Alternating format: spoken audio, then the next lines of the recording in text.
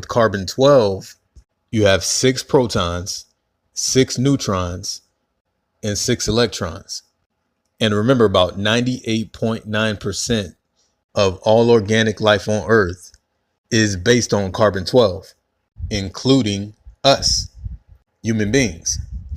We are carbon-based beings. So you would think we'd be a part of that 98.9% of everything physical being mainly based on carbon 12. 6 protons, 6 neutrons, and 6 electrons.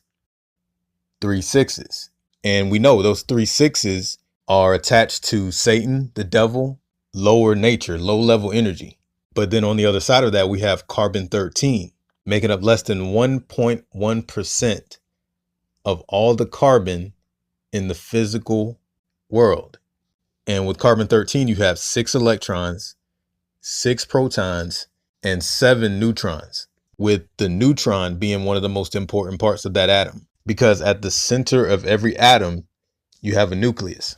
And the nucleus is what holds that atom together. It keeps everything in place. It's basically the foundation of an atom. And the nucleus is formed by neutrons. When the neutrons group together in the center, they form the foundation of that atom, the nucleus. And again, when you go from carbon 12 to carbon 13, you get an increase in neutrons. So in other words, you get a stronger nucleus, a stronger foundation for that atom. And also notice you move away from 666 to 667. And again, we know 666 is pointing us to all this low energy, low vibrational stuff. I mean, I'm pretty sure we all know the verse in Revelation. Here is wisdom. Let him that hath understanding count the number of the beast, for it is the number of a man, and his number is 603 score and 6. So 666, 666. It's saying that this is the number of the beast and that it's the number of a man. And when it comes to man or human beings, we know that that 666 is going to take us back to us being carbon-based life forms. And again, 98.9% of that carbon being carbon 12, 6 protons, 6 electrons, 6 neutrons, 666. It's talking about these human bodies, this flesh we are in. And it's saying that this is the number of the beast, this carbon 12, 666.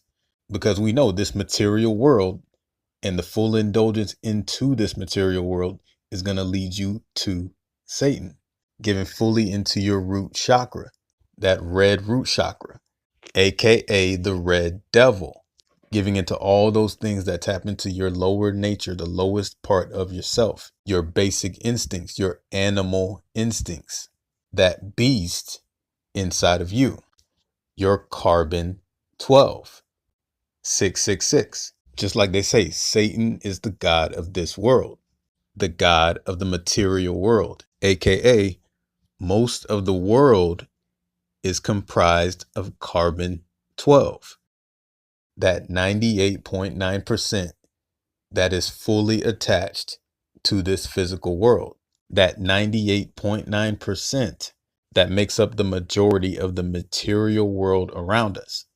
And then, of course, when you increase the foundation of that carbon atom, or when you increase the neutrons of that element that life is literally based off of, you get carbon 13, this higher form of carbon that's also this extremely rare and elusive form of carbon, making up less than 1.1% of the physical world. It's a very rare thing to find in the physical world, carbon 13. So you would think there would also be a very rare amount of human beings that you could find possessing this carbon 13. And think about this, with carbon 13, you have the number 13. And think about that in the story of Jesus and the 12 disciples.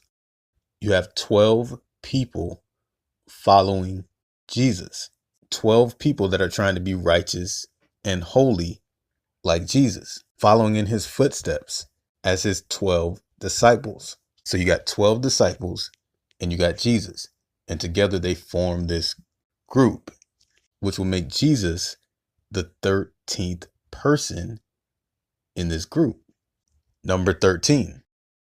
And you've got Jesus representing somebody striving to live a life detached from the material world, trying to live a righteous life while surrounded by a world that promotes the exact opposite, trying to be in the world, but not of the world, and basically standing out as this very rare and different person, a minority amongst the majority, just like carbon 13, making up less than 1.1% of the material world. And remember, with carbon 13, you have a more balanced nucleus, a stronger foundation, 7 neutrons. And when you look at the nucleus or that foundation, you're going to see that it's not just neutrons that form that nucleus, but in order to have a nucleus, you also need protons. And what is a proton? A positive electrical charge, positive energy. So in order to create the nucleus, that foundation, you need positive energy. And it comes together with the neutrons, which are pretty much what they sound like, neutral, not positive, not negative, but a perfect balance.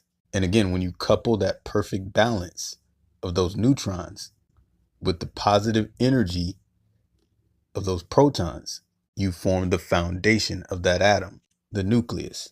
And of course, to complete that atom, you do need electrons or a negative electrical charge, negative energy. And the electrons or that negative energy is going to surround that atom. But again, at its core, at the foundation of that atom, what is ultimately holding it together and giving it its strength is the neutrons, that perfect balance, and the protons, positive energy. So the nucleus, or the very heart of that atom, cannot be sustained without positive energy, without that positive energy helping to bring about that perfect balance. And even when you look at the structure of that atom, notice how the proton is closer to the neutron, or the neutral part of that atom, the balanced part of that atom, and how far away it is from those electrons, that negative energy.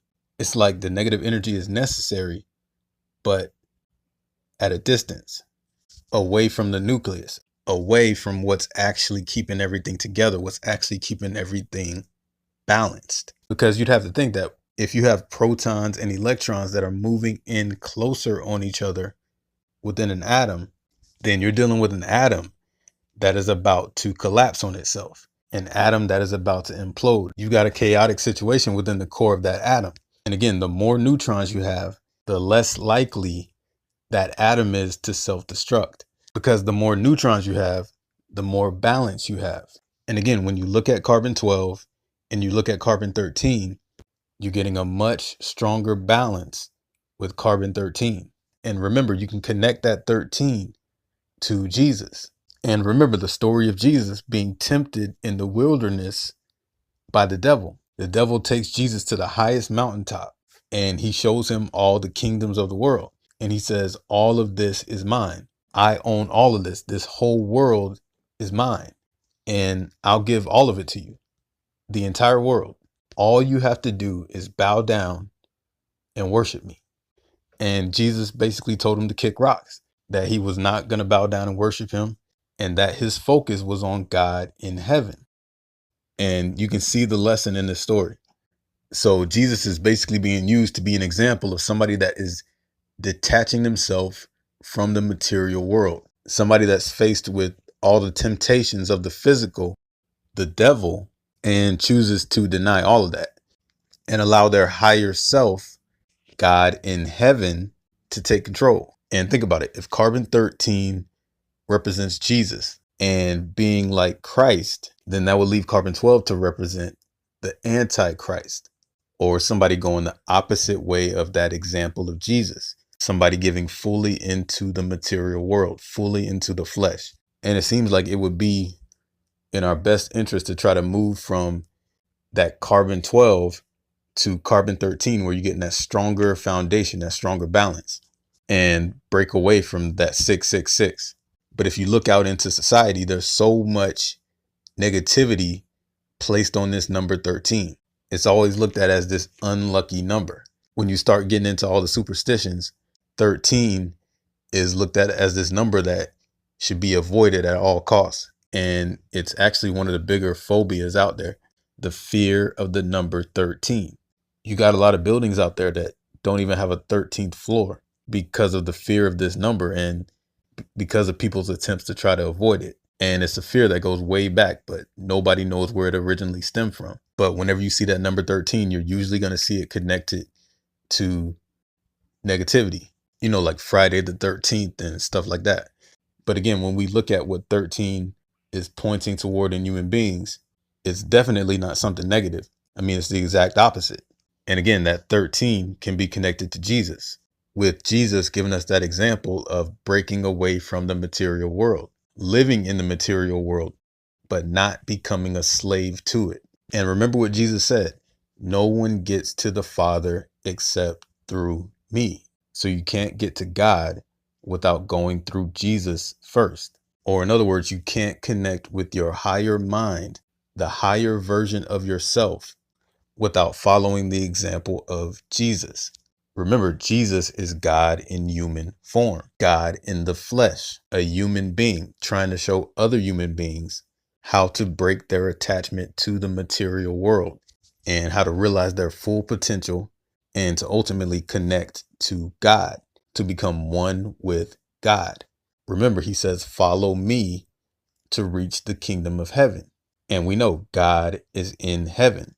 So where is heaven? Where is God? Well, he told you, neither shall they say, lo here or lo there, for behold, the kingdom of God is within you. So it's telling you God is within us. And how do you find God within you? Well, you follow Jesus. You go where Jesus was going, which was breaking away from the physical world and going into his higher mind, the kingdom of God.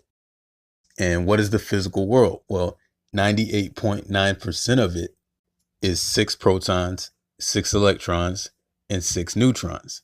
666. It's Satan, the material world. And so think about that story of Satan being cast down from heaven. Remember, Satan was originally in heaven with God before being cast down to the earth, but he wanted more acknowledgement. He wanted to be like God. He wanted more control in heaven. Now think about those positive protons having control within the nucleus, while those negative electrons sit on the outside.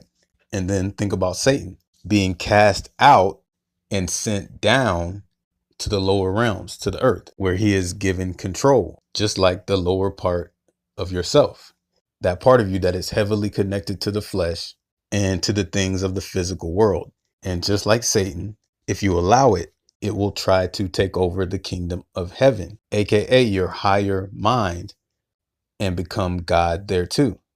And just like Satan and God cannot coexist together in heaven, in the same way, those protons and those electrons cannot coexist together in the nucleus. In order for there to be balance, they have to be separated. And the protons, that positive energy, aka the higher mind, has to take control. Protons, electrons, positive and negative energy, you need both. But in order to build a strong foundation, you need the proper balance, with the positive, the higher mind, taking control and keeping the negative or the physical under control. But these actually aren't the only 2 forms of carbon. There's actually a 3rd form of carbon called carbon 14. And carbon 14 is composed of 6 protons, 6 electrons, and 8 neutrons.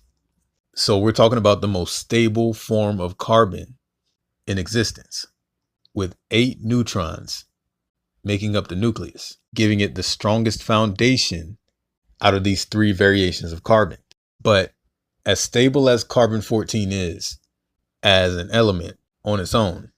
When it comes to the physical world, once that carbon isotope reaches carbon-14, it becomes physically unstable, and it actually becomes radioactive to the point that it can no longer be expressed physically. And the only way that it can exist in a physical form is in these nearly untraceable amounts that are left behind. So think about it. You've got carbon-12 making up 98.9% of the physical world, heavily attaching itself to the physical world.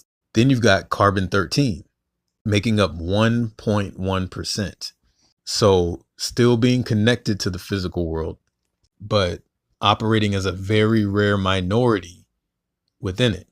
And then you have carbon-14, which has gotten to the point where its nucleus, its foundation, is so strong with those protons, that positive energy, aka the higher mind, reaching a level to where it can no longer exist within the physical world. It's evolved into something that is operating completely beyond the material. Or in other words, something that is no longer chained to that black cube of the devil. Hit the notification button and you'll get updated as soon as a new video drops.